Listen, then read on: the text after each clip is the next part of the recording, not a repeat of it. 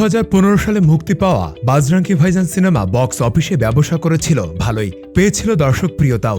এতে এক অসমবয়সী বন্ধুত্বের গল্প দেখানো হয়েছিল।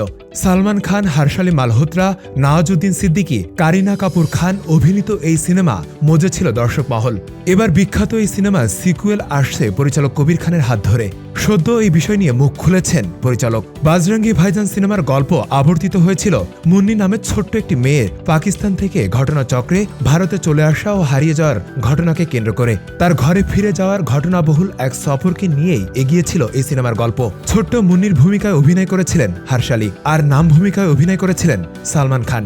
আর এবার কি সেই সিনেমার সিকুয়েল আসতে চলেছে?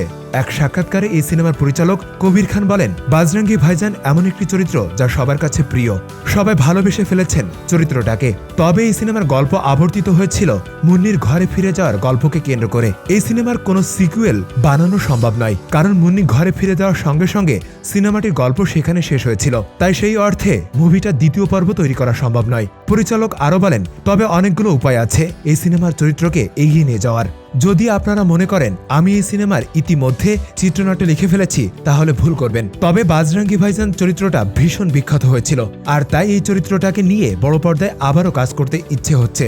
তবে এখন পর্যন্ত এ নিয়ে চূড়ান্ত কোনো সিদ্ধান্ত নেওয়া হয়নি, কিন্তু গল্পে বিভিন্ন মোড় যোগ করে এই চরিত্রকেই নতুনভাবে বড় পর্দায় ফিরিয়ে আনা সম্ভব।